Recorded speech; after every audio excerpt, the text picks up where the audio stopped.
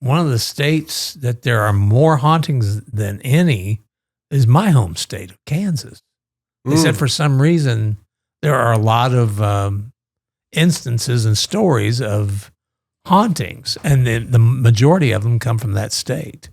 Do you think they involve just a lot of pioneers that were, heading west that suffered, disease weather, or what have you? Getting stuck in the weather there. Yeah, and because of the course, weather in Kansas is horrible. And Native American skirmishes, Yes. that perhaps may have occurred there. I lived in South Carolina for a number of years, and that's a state that has experienced not only the Civil War, but the Revolutionary War, as evidence that the motion picture The Patriot with Mel Gibson. Yeah. That's about Great movie. Yeah, it is. That's about the Revolutionary War, and it is set in South Carolina. Yeah. Welcome to a podcast about music and entertainment before it all goes down the disposal. This is Circling the Drain. Hey, welcome back into Circling the Drain. Of course, you know me, I guess, Johnny B, Johnny Bozeman, the other Jay right over here, Jay Harper. Yes, we have met, have we Yes, not? we have. Yes, Maybe. Okay. Hey, good to see you, Johnny B. It's good to see you. Yeah. I'm rated PG for pretty good. All right. Or X for extra good. Rated X. And, of course, the man who's always rated X, that would be the great Jim McCarthy. You only see him from the waist up, which is a good thing because sometimes pants are optional here. Yes, they are. They are not sometimes. All the time. We're like those newscasters you always heard of, they'd be wearing their underwear. Well, you mentioned that. I mean, I used to work at a TV station in Baton Rouge, Louisiana. I was the booth announcer there. So I would always hang around, and I usually came in the evenings and did the spots and, tonight on Midnight Movie, that kind of stuff. Yeah. And the newscasters, they always were like in shorts and tennis shoes, but they had the suit and the tie and all that from here on up. But, Well, sure. So it is a true thing. Well, and Demetria Kalodimos, who was a big newscaster here in Nashville, I understand she wore these like slippers when she was doing the news. Yeah, like house shoes or something. Yeah, some kind of goofy slippers. But we were talking before we started on the show here. We were talking about hauntings. I know. We were just kind of tossing around. We've got different ideas for topics and stuff. Sure. And we just started extemporaneously. I don't know how we got onto that, but we just started talking about things that we've kind of witnessed in places we've been or lived or what have you. And hauntings came up. And then we said, well, shoot, let's do a haunting episode. Yeah, a little discussion about that. Because there have been a lot of, ever since I've lived here, I've heard all kinds of stories about hauntings. People seeing something out of the norm or experiencing something out of the norm. When I worked with Phil Valentine, he had a cabin on his property that he and his boys both swore that cabin was haunted. Do you know how old that structure was? Or It's is? very old. In fact, they had to piece it back together. He had bought it, I think, in West Tennessee and brought it back. It was just this old log cabin. They put it back together. And the boys would be up in their room, up in the rooms at night. And in the morning, they said they would hear violin music. Interesting. As clear as a bell, and go downstairs, nothing there. Only in the cabin. Only in the cabin. And Phil would talk about lights being on and nobody had turned them on. And what's strange is they said after Phil passed that the hauntings went away. But now they say in what was Phil's office, sometimes the light on the desk will be on and nobody turned it on. Wow. So that's hard to explain. So, but you've heard these stories. I mean, especially with us living near all these Confederate, battlefields and graveyards. Right. I mean, this area of Middle Tennessee has just been through all kinds of very emotional turmoil, types of historical events. A lot of blood in the dirt. Yes, certainly. Yes. Again, my home is in Murfreesboro, Tennessee, which is about 35 miles southeast of Nashville. But, a huge Civil War battle took place there, a number of them, actually. And, the whole stinking city, as is Franklin, Tennessee. Oh, yeah, you have Carton and, Plantation I there. mean, yes. I mean, this whole area, as you say, man, a lot of blood in the dirt. And while one particular area may be designated as the battlefield, I mean, come on, let's get real. The whole area is a battlefield. Oh, sure. Oh, yeah. Sure. In fact, my parents, my dad, my stepmother lived in Leaper's Fork.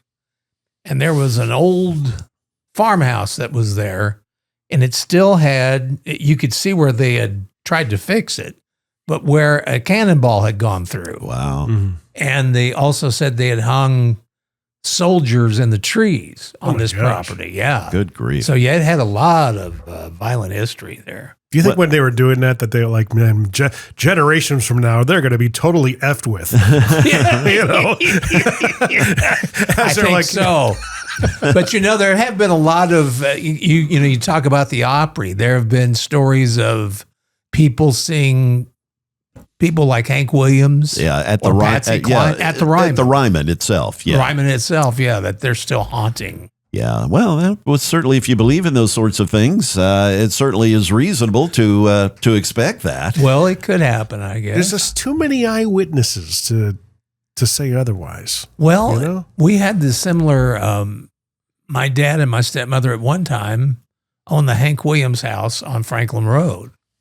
4916 Franklin Road. I can still remember the address. Now, Hank didn't live there much. I think it was toward the end of their marriage that they had bought the house. So this would have been 52, 53. Oh, yeah, probably early 50s, yeah. Yeah. And Audrey built more to the house. And it was really weird. It was like an orange. It was gold brick, looked really oriental. Like even the outside cabana had kind of a oriental type roof to it. She must have really been into... that was kind of a thing back in the 50s, that Chinese provincial yes, type of decor. but that house had a lot of... Everybody that ever spent time in that house had some kind of strange occurrence. Mine, personally, was...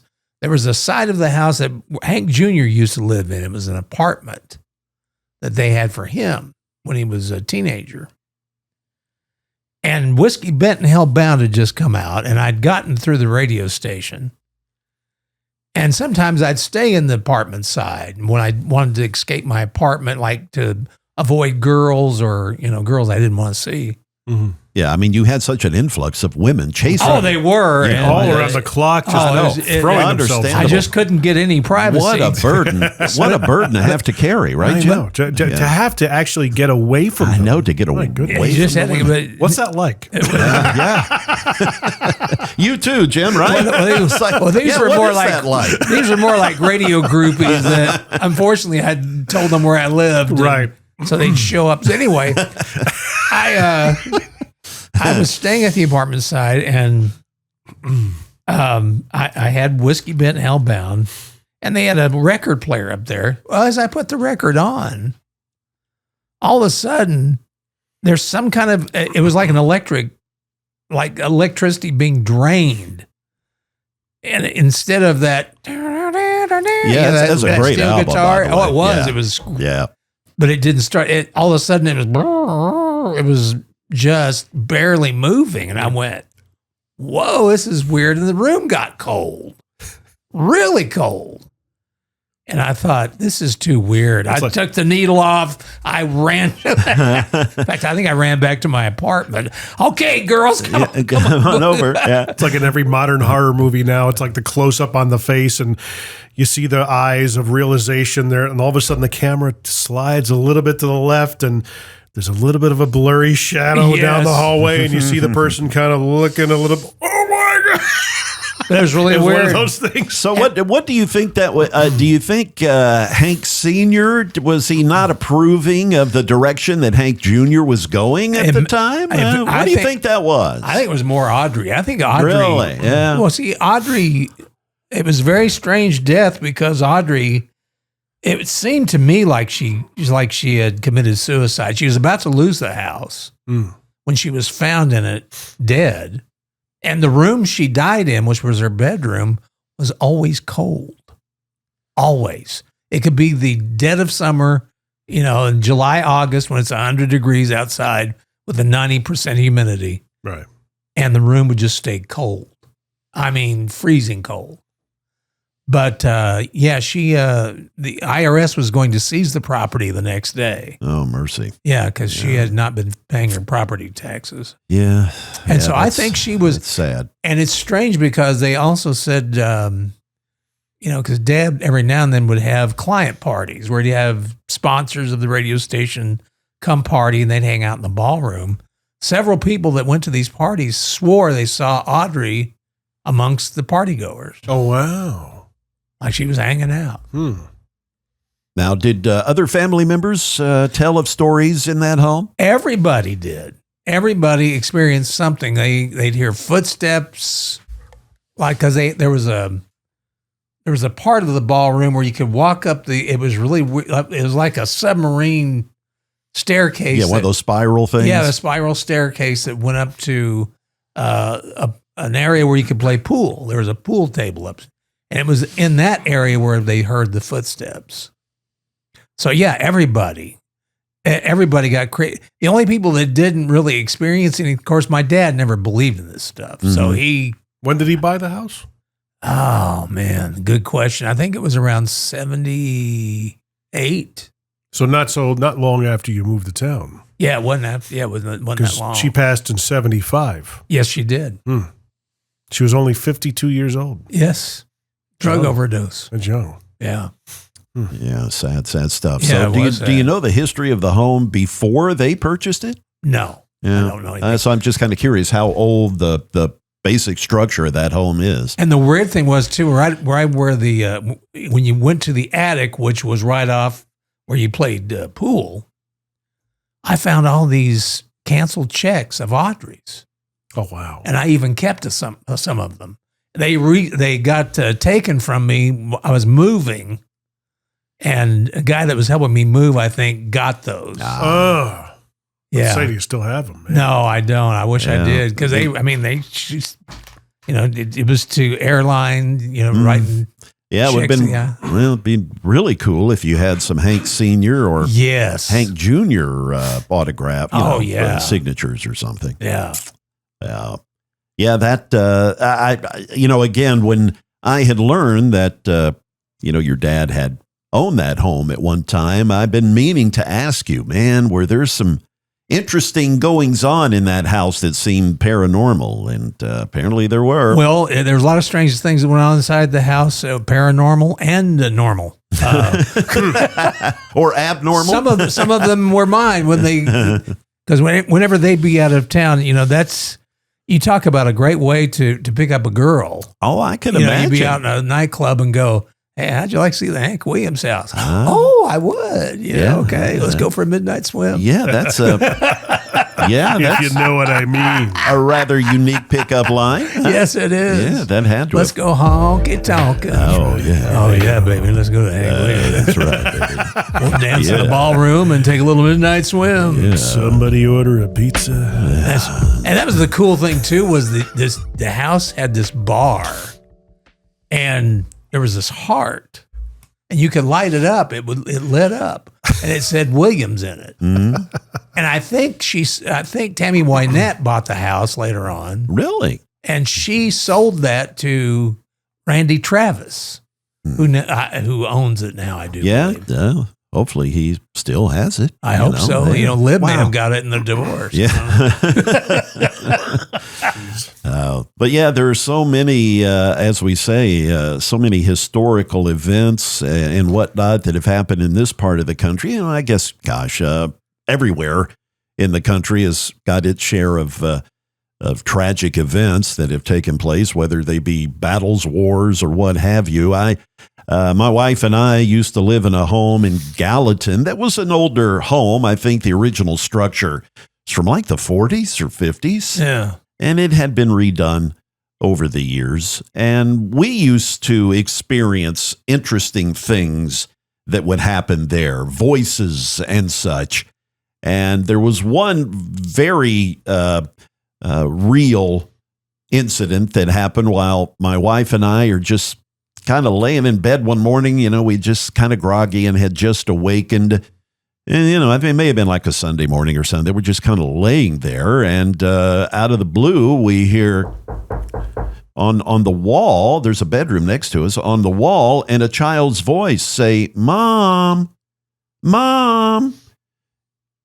And my wife and I look at each other, and I'm like, "Did you hear that?" She goes, "Go back to bed." I heard that. Well, our kids were not home at the time. Wow. We did have a daughter. That was our daughter's room that was on the other side, but she wasn't home. Our son was not there either.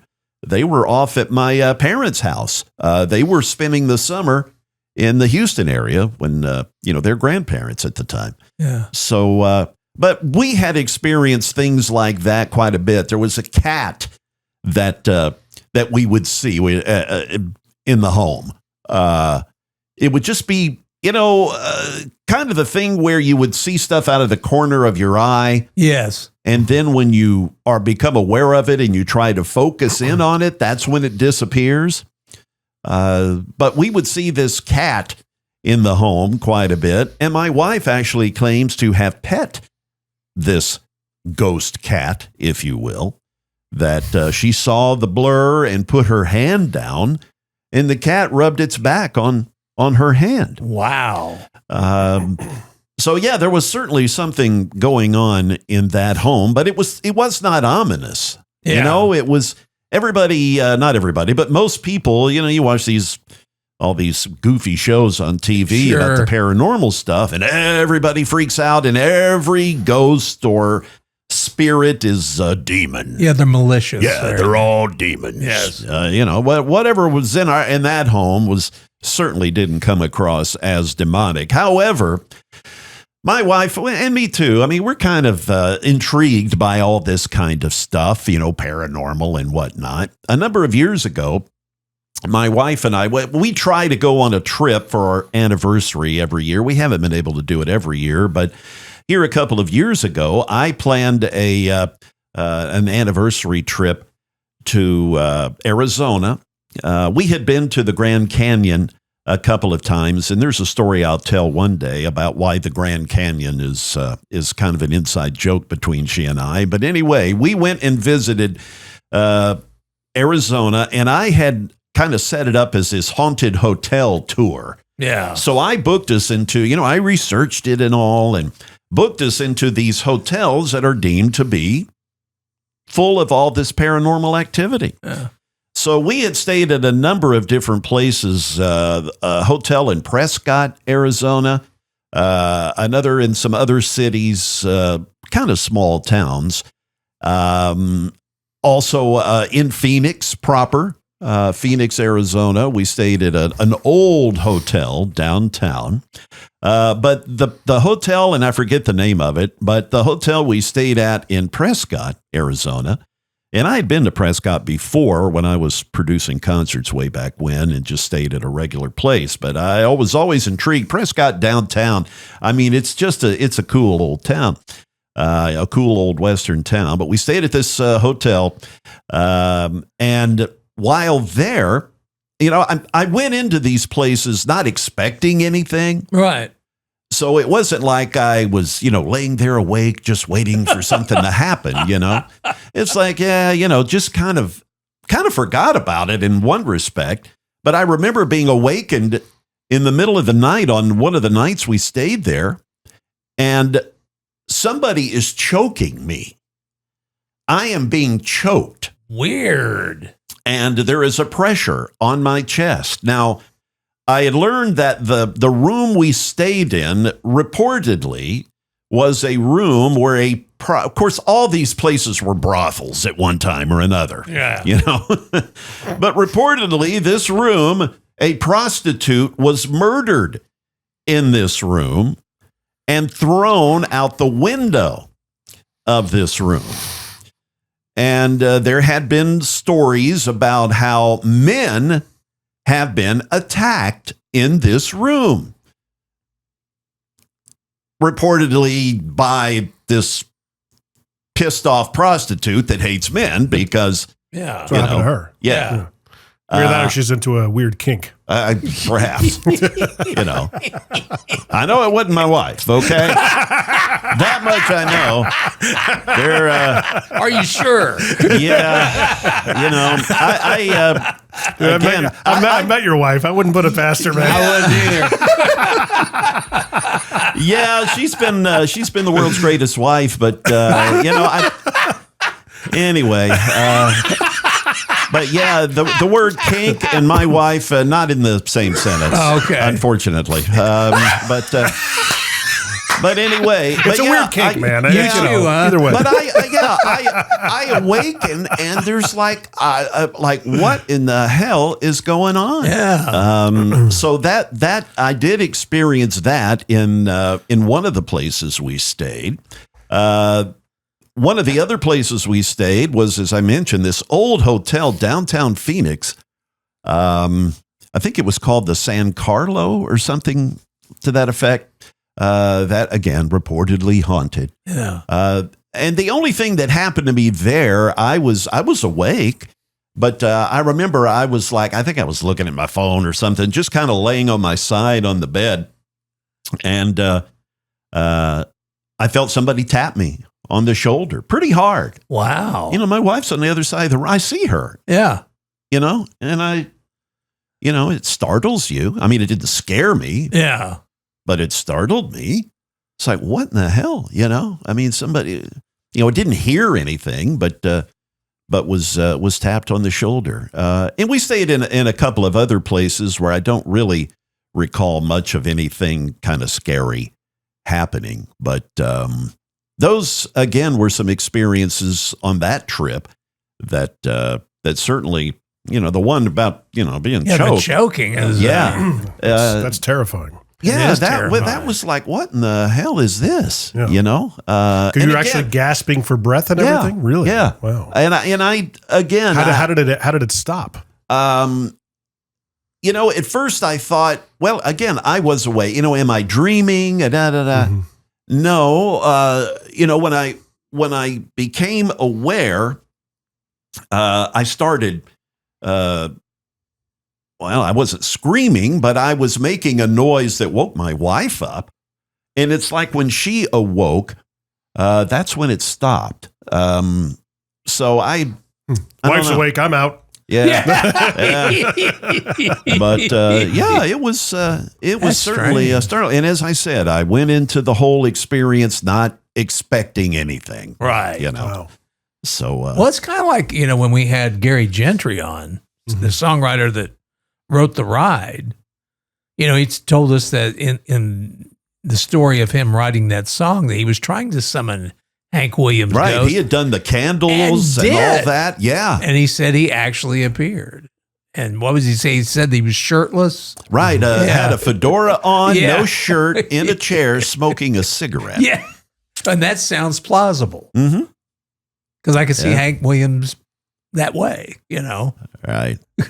Yeah. That was such a cool story that It he was. told. Well, the whole thing with that song, because there were always so many weird things that happened with that song, was when Gary, performed it at the Opryland, at the Opryland Hotel. at Right? the Opry, Yeah. and it was on the Opryland complex, that when it got to the point in the song where Hank identifies himself, all the power went out all Yeah. across the complex. Made the Tennessean. Yeah, it did. That story, making the Tennessean. And from the story I heard, that David Allan Coe read that story and said, I got to record that song. Well, again, circling back to the Hank Williams home, Gary tells the story about how he actually, when he was like 12, 13 years old, went there Yes, and met Audrey. and got the tour of the house from from Audrey Williams. In fact, that's where he got the payoff line in the song when he says, "You don't have to call me Hank. No, you don't have to call me Mister. William. The whole world call me Hank." Yeah, that is And, that Audrey told him that, and he tucked that line away in his brain for about 30 years. That's a good songwriter right there. Yes, it is. But yeah, there have been a lot of ghost stories as far as country music goes, and we've heard them all. In fact, there was an office building. It's 1111. Was it 17th or 16th? But the Jim Halsey Company used to be there, and there was another office building there. And they had all kinds of strange happenings. Like they would go in and papers would be just strewn all about the offices.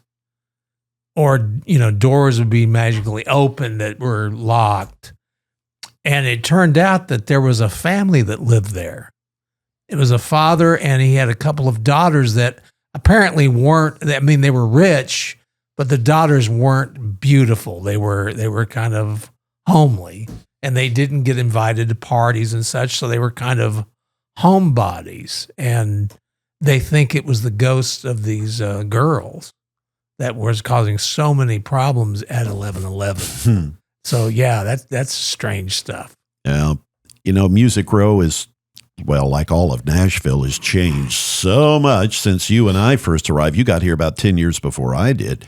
But, all of Music Row, it was old homes. Yes. And that's the reason that they started recording there. The publishing industry started there first. Yes. But they started recording because it was a quiet neighborhood. Yeah. And now so many of those old homes, they're bulldozing that stuff and putting up all these old ugly buildings now. Well, they're putting up, condos. Yeah, apartments and whatnot. Yeah. I mean, and it's really sad because a lot of these buildings have so much history to them. In fact, it bothered me. I was on the air one day, and I wasn't aware they were going to tear down the sound shop. And that's where Paul McCartney recorded Sally G and Junior's Farm. And plus Alabama had recorded. I mean, there's so many people that recorded there. Yeah, that Buddy Killen. Yeah, and I was just watching it being just destroyed. And it just made me sick to my stomach. Hey, that's progress, John. Yeah, it is. It's the new Nashville. Now, Jim, you, before we started this, and one of the things that got us talking about doing this topic is the fact that you claim your wife seems to be extra sensitive to rather interesting events. Or at least she was. Yeah. Not so much ever after we had kids, but the apartment we lived in when we first got here there were some things that happened in there that were kind of weird and unexplainable and all that fun stuff. Hearing voices outside the bedroom window, and she literally woke up one night and she heard a voice saying, "Edward." And immediately, the funny thing is, I think Edward Van Halen. Yeah, that's what I was just thinking. So I'm like, really? Is he playing guitar? He's here. He's here. And she goes, "It was clear as a bell. Like, is anybody standing out the window?" So I get out of bed, I opened up the shade, and nobody's there. And I said, "Okay, are you having?" She's like, "Yeah, I guess I am." And there were a couple of other instances, like she would be brushing her teeth and, rinse out and everything and look up, and there would be something standing behind her in the mirror. There were we had dogs, and a black light that came along with the dogs that whenever we thought that they might have peed or pooped in the house, well, peed mainly. Poop you could generally find. But just follow the nose. We would take a black light out and find out where the dogs peed and, act accordingly and punish them or whatever. But there was like a large pool of something underneath our kitchen table in the kitchen area and drag marks going to the bathroom. Wow. And I was like, the first thing thought that crosses my mind, I'm like, really? You couldn't change the damn carpet for crying out loud? If this was a murder scene. Yes, this was a crime scene. You know what I mean? You clean the carpet? Really? Unless, something to seep through the new carpet. But that was, it was great. So many people think that structures have got to be old and historic before some sort of perceived paranormal activity can occur. But, you hear stories quite often of newer places that have something going on. So and you build them on Indian burial grounds. Yeah. That, or as we were mentioning before, on old battlefields and whatnot. I mean, but we see these stories of, on TV about, oh gosh, the subdivision was built on, an old cemetery or what have you. I mean, what ground does not have probably buried something? I mean, especially back in the days when people would bury family members on their property. Oh, sure. And you can still do that in Tennessee. Did you know you can bury, if you want to be buried on your property, you can. Yeah. As long as it's a certain depth. Oh, man. With my HOA, I'd love to do that. I would love to just, okay, I'm going to, bury Well, I've myself. asked my wife to do that for me on our property. Yeah. So that's where Bury me by the bamboo. That's where you're going to end up. Yeah, that's where I want to go. You can always ask the HOA to prove it. Yeah. Yeah, there you go. That's the fresh dirt right there. Okay. Go get your shovel. But I wasn't aware of that because someone that I knew said they were burying their uncle on their farm. And I went, you can do that? And they said, yeah, in Tennessee, it's legal. Yeah. As long as you follow certain guidelines. Mm-hmm. Oh, how neat. I'm sure, there's a permit involved, I'm sure. Well, sure. Yeah. Of course, the government has to find a way to tax everything. Oh, yeah, get money out of you somehow. It's funny because growing up in the Northeast in Connecticut, you'd think because that was so connected to the Revolutionary War and the founding of the country. Yeah. The Connecticut's known as the Constitution State. But not many stories that I remember hearing growing up. A few here and there, but nothing like down here. Yeah. Because I wonder if it's like still fresh in the memory of the country and still, relatively recent. The Revolutionary War being 250 years ago this year. Yeah. Or at least the start of it. So it was really interesting. I thought about that. I'm like, I didn't really hear too many haunting stories in where we grew up. Yeah. You'd think that there would be because it was another bloody war. Apparently, because I've done a lot of, reading on the paranormal, and they say that one of the states that there are more hauntings than any is my home state of Kansas. They said for some reason there are a lot of instances and stories of hauntings, and the majority of them come from that state.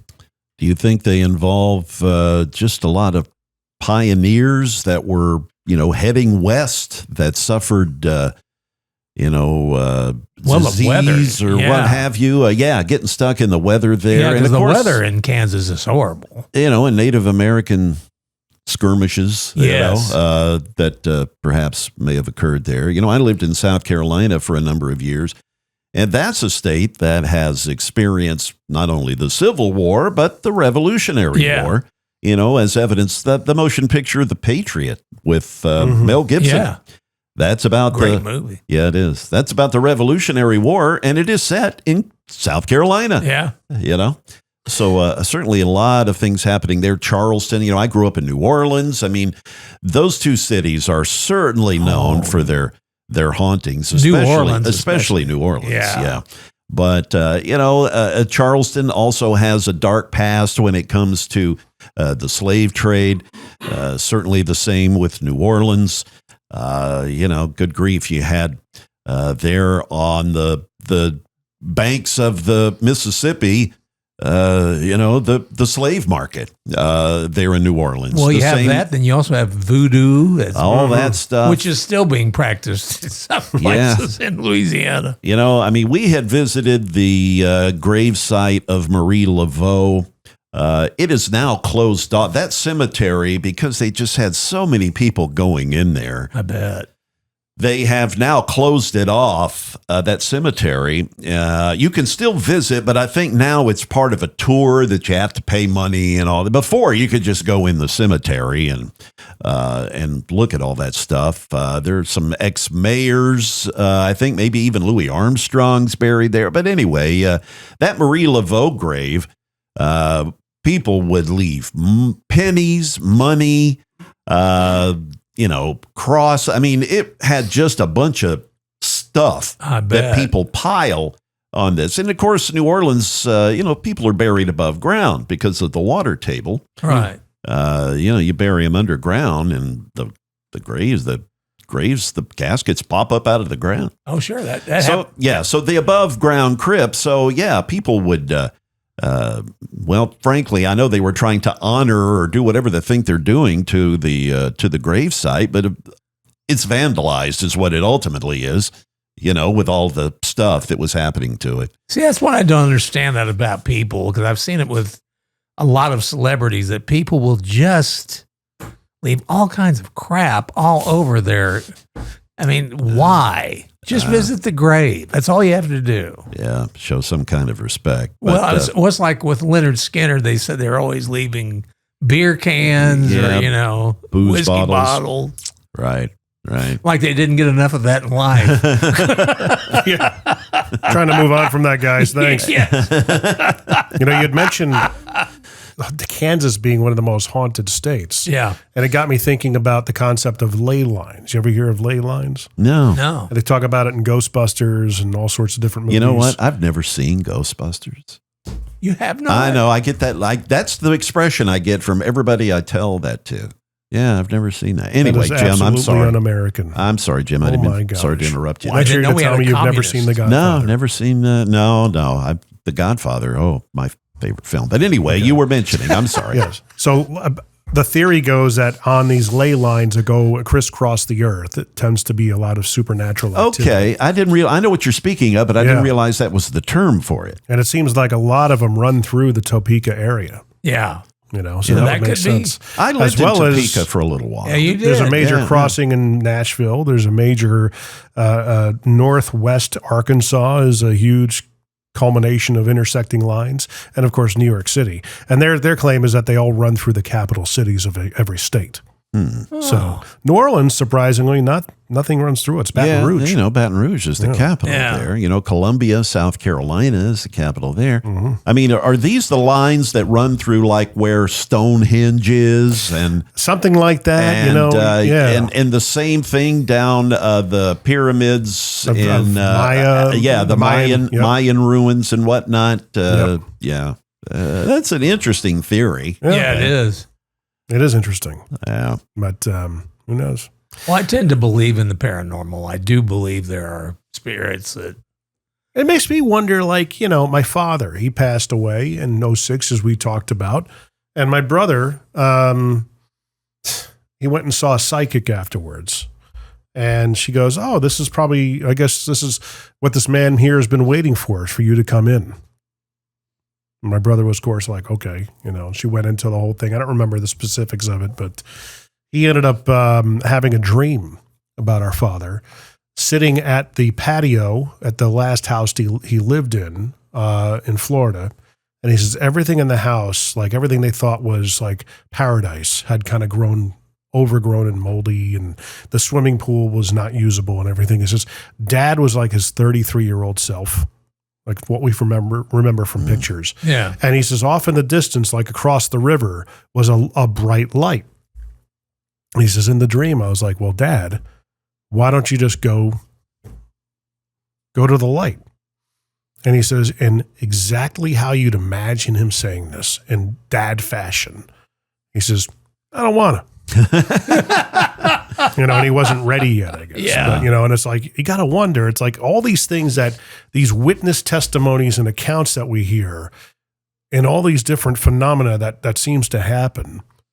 What's the deal, man? Like all of a sudden it's like, if it happens, you die, you cross over, and it's like, hey, before you go to the next thing, do you want to screw with anybody before you go? You know what I mean? Well, I would. You got 3 tickets. I would like to screw with some people. Do you want to say a final goodbye? Because I mean, my Courtney's aunt, Courtney's uncle had a long bout with I think it was lung cancer, and towards the end of his life, he was like very short of breath. But and he always told her, he says, when I go, I'm going to make sure that you know it, and I'm going to blow on your neck. Like on the back of her neck. Yeah. And so wouldn't you believe, she's like, as soon as the hospice people said that he had passed, I was sitting on the couch and I felt someone come up behind me and go, wow. And she says, it was like he said he would do. And he just knew he'd be able to do that. Yeah. So, I mean, Courtney could tell you some stories. She was a hospice nurse, Oh, a my home gosh. health aide for hospice. Yeah, I can imagine. Yeah. So when we were dating, this is her intuition. We're hanging out watching TV, and she just kind of sits up and she goes, "I got to go." I'm going, Yeah, what did I say? okay, what did I do? Yeah. Yeah. You know, I'm pretty sure I put on deodorant. Yeah. I took a shower today. Yeah, I haven't passed wind lately. Not yet, at least. Yeah, right. She's like, one of my patients is going to die tonight, and they're going to die alone. I don't want them to be alone. Wow. Okay. Look, dude, if this isn't working out, just be upfront with me. She's like, no, I'm serious. I'm serious. Okay. Next morning, call her up and said, so, how was your night? Yeah, he passed at 2:30. Wow. Really? Wow. Well, I had an experience and with my mother. Don't want to get too emotional about it, but my mom passed on September 11th of 2015. My dad was September 11th of 2006. Wow. Yeah, I think we shared that with They one really another want us to previously. remember them. Yeah, I suppose. Yeah. But on the night of September 10th, I'm kind of awakened at night with somebody holding my hand. And it's not my wife. And I had the sense that it was my mom who was suffered from leukemia for a number of years. But after my dad passed, she stuck around for another 4 years, but finally quit taking the chemo and all. She just had it. She was ready to go. But anyway, the night of the 10th, I feel my mom's presence holding my hand, asking my permission to die. Wow. And I was like, yes, go. She was suffering. I'm like, go be with your husband, Yeah. I tell people this and I get the eye roll, but I'm telling you, it happened. The next morning I'm on air in Charleston, South Carolina. My cousin was staying with my mom. My mom did the home hospice thing. Right. She wasn't going to go to any facility. So they had her in a hospital bed in the living room, But my cousin, again, was staying with my mother. And I got a text while I'm on air from my cousin saying that my mom had passed that morning. And it was a relief in one respect. Right. No matter, but having said that, I mean, no matter how much you prepare for a parent's passing, if they're ill, if they're sick, if they're dying, it's still not easy. No, it's not. But yeah, I believe that with all my heart and soul that I experienced that the night before. I don't doubt it. And I remember when my father passed, he was at my sister's home. And what would usually happen, because I never used to go into my sister's home because I've got a real bad allergy to pet dander. And my sister had dogs, cats. She had a menagerie. And Dad was supposed to come to our house later. And I remember that my wife at the time and I were going to go to a friend's house before Dad came over later that night. And we were getting ready to go, and something in me, I don't know what caused me to do this, but I looked at her and I went, my dad's 80 years old. I said, I don't know how much time he's got left. Oh. I said, would you mind if I didn't go today? I'm thinking about going to my sister's house. And she said, not a problem. She said, are you sure you want to go to your sister's with us? I said, I'll put up with it. I'll go outside, whatever, take a few breaks outside. But I said, I never know. I said, he's 80, man. He could go at any time.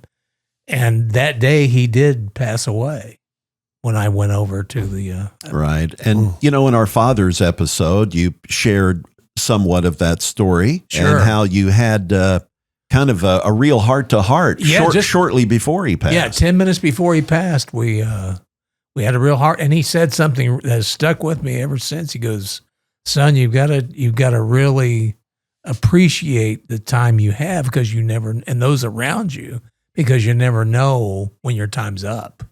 And that's 10 minutes later, he's gone. Yeah, and no matter what age you are, Yeah, it could be your time. Oh, exactly. We pass the anniversary of our death every year. This is true. I thought of that as well. Doesn't that bake your brain? I know, man. does. I have looked at calendars many times and thought something along those lines. One of these 365 days is mine. Right. Yeah, exactly. Well, I mean, it was like I lost my very best friend recently, Dave White, who I've talked about a lot on this show. Maybe we'll dedicate this show to him, but then that one took me by surprise because it was just before Christmas of last year. And I was at the house. I was listening to some music. And I noticed my phone ringing, and it was Dave's number. I'm thinking it's Dave. And I'm thinking, well, he's calling kind of early. Hey, buddy, what's up? And all of a sudden, his wife comes on. And I knew something was wrong. I said, what's happened? What's wrong? And that's when she told me, said he passed away last night. And gosh, you talk about just ripping your heart out, man. Yeah. Yeah, I had a similar experience with a guy that even though I'd been in radio for quite some time, I still looked upon him as a mentor. They're in Charleston, South Carolina. Radio guy, play-by-play, legendaries in the South Carolina, the Charleston Radio Hall of Fame and the South Carolina one as well. The Sports Hall of Fame, was a play-by-play guy and just radio man in Charleston in South Carolina for years. And he had been battling cancer and whatnot, but man was in remission, had fought through it, and was driving home from a party, had a heart attack, hit a tree, and died driving. And that hit me so hard. And there are times when later on at that radio station, I would see him there. Wow. After he had passed, which made total sense because the guy worked at that station for, 20 some odd years. It was the flagship for the Citadel, the college there, the Citadel Sports Network, which I was a part of as well. So, again, I would see things in that radio station. I mean, and which I wanted to ask you, did you ever experience anything like that at a station that you worked at, where maybe, we had Benny Ray Shipley on a prior episode who, was part of all the legendary WSM DJs and whatnot that, he tells stories about. I can certainly imagine that, a lot of those guys maybe popping up at WSM somewhere. Oh, but, definitely. But did you ever experience anything like that? I've never experienced anything like that at radio. At radio stations? No, the only thing that, the weird thing about, Phil Valentine passing was the night before he passed, I went to the hospital he was at. I couldn't go up because it was during COVID. But they had a bench outside, and I prayed. I prayed for him to get better, and I got this feeling of, man, everything's going to be okay. And I even went home to tell my wife, I said, man, I think he's going to be all right. I said, I got this really weird feeling that it just came over me during praying for him. And then it was the following day that we got the call that he passed away, and I was so let down. I thought, man, why did I get that feeling? Well, maybe you need to look at it in a different perspective. Well, it's interesting you say that. That he is okay. Well, that's what a listener, because we were basically telling the audience the next day that the day he passed, we all got on the air and paid tribute to him, and I brought that story up, and a listener called in. It was a woman. And she said, Johnny, I believe that he was trying to tell you, I think it was him and God trying to tell you that everything was going to be okay. Yeah, I've been released, and everything's good. Everything's fine. And I tell you what, as good as that guy lived life, I've met a lot of people on this planet that, you can feel God through them, or there's a goodness. But I guarantee you that guy's bags were packed. I know where he's at, you know. But what's really weird about Phil is I dream about him a lot, that he's still alive, that we're doing a show or. Really? Yeah. And it's almost every night. Wow. Oh, really? Yeah. That often. Like Dave, and Dave was one of my dearest friends, and I never dream about him. But for some reason, Phil is in my dreams a lot. Do you dream about your dad? Or mom, for that matter? But dad more than mother. Mothers are strange because the one dream of her I can remember is I'm in an airport and I'm seeing all these faces. I'm trying to get to my flight. And all of a sudden, the last face I see is hers, and she's just smiling. But she doesn't say anything. And I said, Mom, I've been looking for you for so long. Are you okay? And all she does is smile. Yes. Since my mom and dad have passed, well, right after my dad passed, and he did pass quite suddenly, pulmonary embolism, just collapsed and died.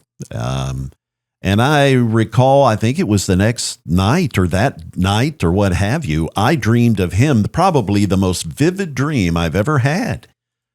Full color, man. And he was the kind of guy, he would just, he was retired. He's 77 years old. He would have shorts on, no shoes, and just a shirt, lounging around the house. And that's how I saw him in the dream, with a very puzzled, confused look on his face. Like, what the hell has happened?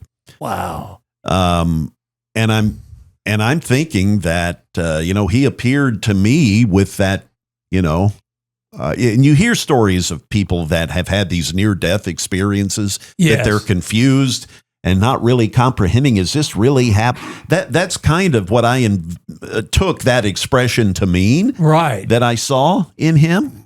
And I've seen him vividly in just a couple of dreams over the years, and when I do dream of him, they are so real, and so vivid. That I see them as appearances as opposed to just dreams. That, and my mom the same way. And there's really no verbal exchange. Don't really speak. It'll just be, especially with my mom, it'll be a hug. That boy is so real. Yes, you think there are. Yeah. Well, it's like one of the dreams I had of Phil. And it was odd because I'll tell you the story of talking to his wife, Susan, afterward. But I had a dream of him one night where I was walking on this street and there was like a walkway above me. And Phil was walking on it. I said, man, where you been? I was talking to him and he was busy on his phone. He said, hey, I don't have time to talk. I got to check up on Carr, his oldest son. I said, okay, bud. Well, he said, I'm trying to call Susan. I said, okay. I'll see you later. And then I wake up. Later on, when I was telling Susan about that dream, she said, that's weird. She goes, around that time, said, I was having some issues with Carr where I was worried about him. Oh, wow. And I went, wow, is that ever weird? Yeah, that kind of gave you the goosebumps. Yeah, I was like, you heard me go, oh, wow. I was like, I see where this is going. Yeah. Oh, man. Yeah, it was weird. Yeah, I do think there's a level of consciousness there that knows more than we do in the physical sense that we are currently in. Yes. And whatever it is, whether it's heaven or what, there's just... there's an infinite knowledge out there that I think at times when we let our minds go, whether that's during sleep or what have you, that we're able to tap into. Yes, I do too. Well, and one thing that was always strange to me too is the day I got let go from the radio station. As I went home, my wife had found this Christmas. She goes, look what I found today. And it was a Christmas card that Phil had sent to me when we lost syndication. We were both bummed out about it. And it was this car, the station wagon. It said, sometimes it feels like life's passing you by. And as you open it up, it said, or trying to run you over. And he said, remember, I'm in your lane. Oh, wow. And it was 10 minutes after that I got the Zoom call that I was let go. And I thought, He's still in your lane, pal. I mean, man, that's kind of a weird coincidence. So what you guys are really telling me is that when you close your eyes, you don't dream about me? On WCTD. Sorry, I had to break the heaviness of the conversation. Playing all the hits. No, I was kind of waiting to hear, the Who. I was too. Okay, fine. Okay. Yeah, we can fire that off. Why not? That's after we see the ghost. It's funny. You'd figure, I think there were a lot of haunting stories out of Vegas when we worked out there, but nothing in the radio station, which makes me think that all radio people go to heaven. So, because, there's got to be some reward somewhere. Yeah. We've been in hell during our careers. We sacrificed enough. But I mean, the funny thing out there was because of the mob history and the rapid expansion that happened while we were there. I mean, they were building and building and constantly just expanding and expanding and expanding. And there's dead bodies under a lot of those buildings. It was a regular occurrence. Excuse me. Out there where, construction had to be halted. Yeah, we found another body in a barrel. Remember when Lake Mead? Yes. Got drained? Yes. All these bodies started showing up. There are a lot of people in New York and Chicago getting nervous. Yeah. That's where he went. Yeah. Dude, it was like every 2 weeks in the LVRJ, the Review Journal was like, so-and-so on our homes had to halt construction. They found a body. Bones and teeth, dental records, the whole 9 yards. Man, I tell you, I don't know what it is about the mob, but they've always fascinated me. Yeah. Scared the hell out of me, but always fascinated me, that lifestyle. Because I remember on Phil's show, we had Michael Franzese. He was a son of a mobster. And Phil and I had always, after the interviews, because we had him on several times, do you think he's still involved? Right. I don't know, who knows? I don't think there's no life after that. No, I don't think there is. Yeah. Did I ever tell you my Henry Hill story? Did I bring that talk? I don't think so. Oh, really? I don't believe. So we had Howard Stern, who was a syndicated show out in Vegas for one of our stations. And I got in so good with the engineers that they allowed me to help out a couple of years because it was like, this was so cool. He was one of my radio heroes growing up. Right. And, to see how everything worked. And it was funny because it was so simple, but it seemed so complex. But one of the last shows, Courtney came out and hung out with all my buddies while I was working, and they all had the free drinks that the Hard Rock would provide. And I had to head back to the radio station, and she's like, well, I'm going with your friends to the Spearmint Rhino. And I'm going, really? Okay, that's a first. This will be fun. But before that, one of the guests they had on was Henry Hill, the actual guy, Ray Liotta's character from Goodfellas. And, I knew who he was, like an old guy at this point and everything. And I go to the radio station, text my wife, hey, we're in this part of the Spearmint Rhinos. I show up, walk in, and I see from afar that she's carrying a conversation. And I'm like, oh, look who it is, who she's talking to. So I guess he came up to her, good-looking redheaded woman, and struck up a conversation. And she eyeballs me and shuts the conversation down. She's like, thank God. Thank God. That guy was just talking. He had like no teeth. And I said, oh, do you have any idea who you were just talking to? She goes, no. I said, you remember Ray Liotta's character from Goodfellas? Yeah, Henry Hill. I said, that's the real guy. Stay clear of him. Because he just made it known where he is. And I'm pretty sure he's still marked. Yeah. So, that was an interesting story. Well, it's kind of like when Phil Valentine worked in Philadelphia. When he first started his show, he had this Godfather update. Mm-hmm. And he'd be talking like that. Oh, gosh. So he gets called into the program director's office and, hey, Phil, I want to talk to you about your Godfather update. Mm-hmm. And he said, "Oh, did you like it?" He said, "Oh, yeah, it's funny." He said, "Very well done." It's resonating with people. Well, that's what he said. So, Phil, you need to drop that today. He said, Yeah. "Well, I thought you liked it." He said, "Phil, I like it, but that has nothing to do with it." He said, "Phil, you're in Philadelphia." He said, "The Godfather lives here, and he does not find your bit funny." Right. And okay. Can I ask one question? Did he at least sound like that when he called you? Did you see the Hey, tell this guy. miniseries? Have you guys seen the miniseries on the making of The Godfather? Oh, With, The Offer. Yes. Yeah. With Teller. What's the Miles Teller. Miles Teller. Yeah. Yeah. Fascinating series. Oh, yeah. If It was you've- amazing. Yes. Amazing If you've show. seen that. But, kind of along the lines of what you've just described, where, the mob was They were not getting pissed off about it. Yeah. They were not happy about how Italian Americans were being depicted. No. As the course, throughout the course of the film, but ultimately did use their muscle after they were assured that they kind of, in one way, got script approval, actually. Yeah. But used their muscle to help with transportation strike and workers and the union guys on the set and all. I mean, it's just a fascinating. Fascinating series. was good. If you get a chance to see it, I think you would enjoy it. Yeah. I have one last story about, my last story about a haunting. So we decide one weekend, I think it might have been Father's Day, there's a really good place that we like to get pizza out in Chattanooga. It's called Lookout Mountain Winery. I think it's called that. And it's up on a hill. Yeah, It looks out. I pass it when I go do my games down Dude, there. do yourself a favor. Yeah, okay. Go visit. All right. The guy's from Philly, Have to do that. and he makes killer pizza.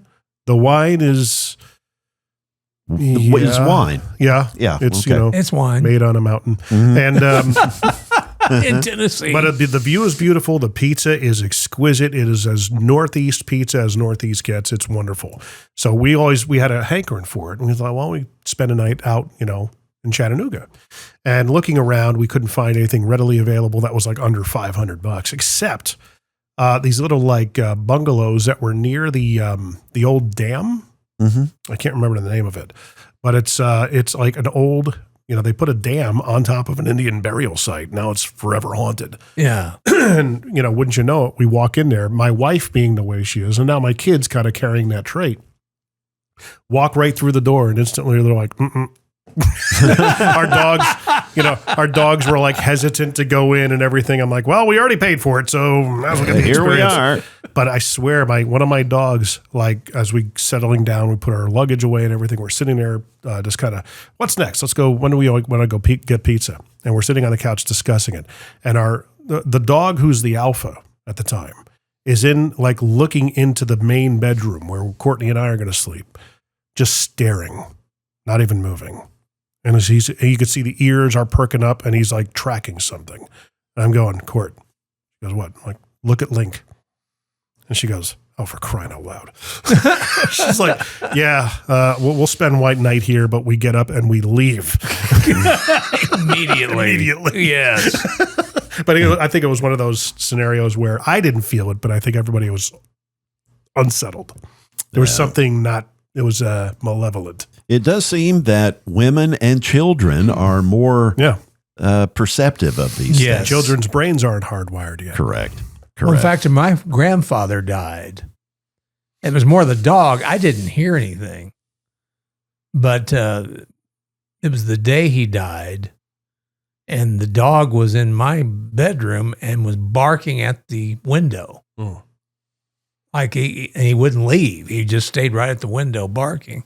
And we noticed the next day that a piece of the pane had fallen out and crashed on the ground. Mm. Very odd. Yeah. So who knows? Who knows? Well, But, I will tell you this, that if you don't like and subscribe to Circling the Drain, we will haunt you. Yes, all of us. All of us will haunt you. that's not appropriate. No, that was appropriate. Roger Daltrey is always appropriate. Yeah. But anyway, do like and subscribe to us. And Jay, if you wouldn't mind telling folks how they can find Circling the Well, Drain. the most Well, dependable place to find us is on the website. That would be circlingthedrain.net. Of course, you can find us on social media, our Facebook page. If you're wondering how to find it, go to just search Circling the Drain Nashville on Facebook, and voila, there we will be. Of course, we're on Spotify video as well as our YouTube channel. Like and subscribe, but all of the audio podcast platforms, we are there as well. And be sure and visit circlingthedrain.net because it's a wonderful. It's getting there. Oh, it's getting there. It's getting there. Well, you got a good work in pictures of progress. us. Yeah. You two guys have great pictures up. Sponsorships are available. And sponsorships are available. So get to work or we will haunt you. And we'll see you next time on Circling the Drain.